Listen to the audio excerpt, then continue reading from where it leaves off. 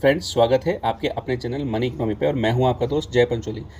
RBI ने अपने अगस्त 18 के सर्कुलर में सभी बैंकों को, चाहे वो शेड्यूल्ड कमर्शियल बैंक्स हैं, cooperative, small finance bank, payments banks और लोकल एरिया बैंक, सभी तरह के बैंकों को बैंक लॉकर खोलने और उसको मेंटेन करने के रिगार्ड में नए इंस्ट्रक्शंस दिए हैं। जी हाँ दोस्तों, तो वो इंस्ट्रक्शन क्या है वो हम आगे जान लेते हैं। दोस्तों, अगर चैनल को आपने अभी तक सब्सक्राइब नहीं किया है तो सब्सक्राइब करके बेल आइकन ज़रूर दबा दीजिए और ये खबर आपको इंपॉर्टेंट और अच्छी लगती है तो अपने फैमिली फ्रेंड्स के साथ भी शेयर कर दीजिए। तो आरबीआई ने बाकी सभी बैंकों को इंस्ट्रक्ट किया है कि जो मास्टर सर्कुलर था लॉकर रेंट से रिलेटेड, उसके एग्रीमेंट से रिलेटेड, उसके अंदर बदलाव किया गया है और उसी के रिगार्ड में रिवाइज्ड इंस्ट्रक्शंस लेके आया है आरबीआई। और ये आरबीआई अपने रेगुलर रिव्यू के साथ साथ जो सुप्रीम कोर्ट का एक लैंडमार्क केस था Amitabh Das Gupta versus Union Bank of India 2021 Feb का, उसके कोरिलेशन में भी ये रिवाइज इंस्ट्रक्शन दिए हैं आरबीआई ने। तो इंस्ट्रक्शन क्या है, उसमें सबसे पहले जो इंस्ट्रक्शन है आरबीआई ने ये बोला है कि RBI banking regulation act 1949 section 35A, section 45ZC to 45ZF, उसके तहत ये जितने भी इंस्ट्रक्शंस हैं उनको रिवाइज कर रहा है और साथ साथ रिवाइज इंस्ट्रक्शन भी दे रहा है। तो ये सारी चीज़ें अनेक्शर में दी गई हैं। जी हाँ दोस्तों, इसमें सबसे ख़ास बात ये है कि ये सारे इंस्ट्रक्शंस जो हैं जनवरी 1 2022 से इफ़ेक्टिव हो जाएंगे। 1 जनवरी 2022 से ये नए इंस्ट्रक्शन अप्लीकेबल हो जाएंगे और ये जो नए इंस्ट्रक्शन हैं वो दोनों ही तरह के लॉकर पे जो नए खुलेंगे और साथ साथ जो एग्जिस्टिंग लॉकर्स भी हैं। तो खास बातें इस अपेंडिक्स में या इस एनेक्शर्स में क्या हैं वो जानते हैं। तो सबसे पहला पॉइंट जो आरबीआई ने बोला है वो बोला है कस्टमर ड्यू डिलिजेंस। ये देखिए यहाँ पे,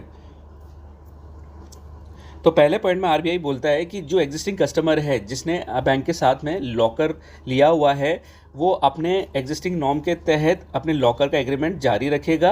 उसके केवाईसी जो कंप्लायंट हैं, जो केवाईसी उसने डिपॉजिट कराए हैं वो अप्रोप्रिएट है तो उसकी फैसिलिटी कंटिन्यू रहेगी।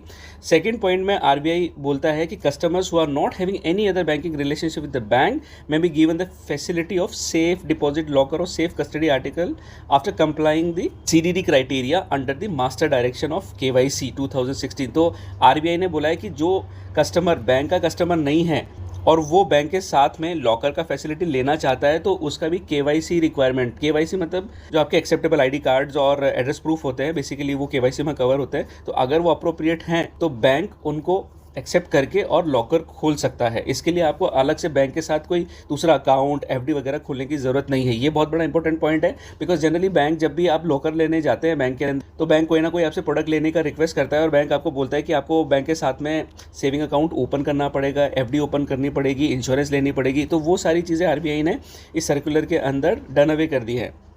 आगे पढ़ लेते हैं। तो मैं आपको यहाँ पे एकदम मेन पॉइंट बताऊँगा। तो ये जो पॉइंट है पार्ट 2 के अंदर, ये बहुत क्रिटिकल पॉइंट है।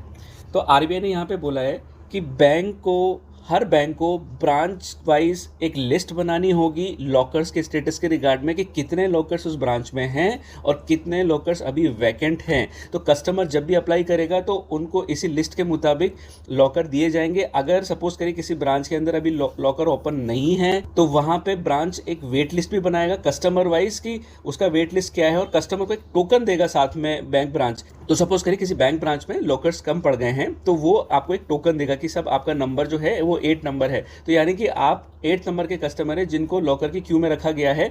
जब भी ये लॉकर अवेलेबल होंगे या बैंक नए लॉकर्स ऐड करेगा अपनी ब्रांच के अंदर तो उसमें फिर आपको प्रेफरेंस दिया जाएगा, आपका प्रेफरेंस नंबर 8 होगा।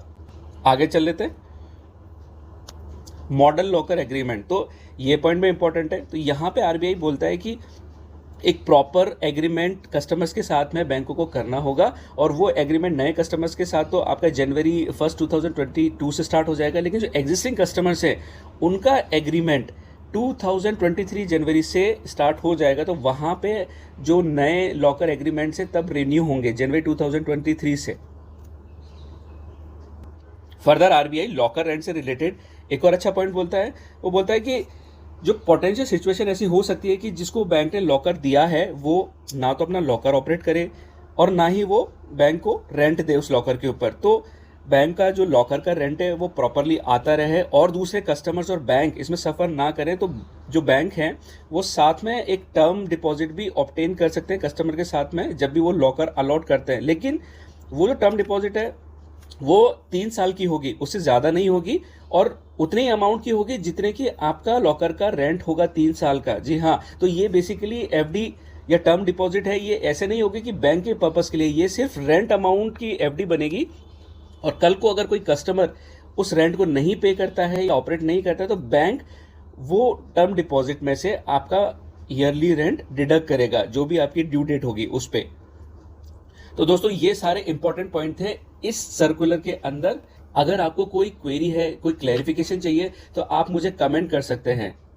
तो मिलते हैं ऐसे ही किसी एक्साइटिंग एंड इंफॉर्मेटिव अपडेट के साथ। तब तक के लिए हैप्पी रहिए, हेल्दी रहिए।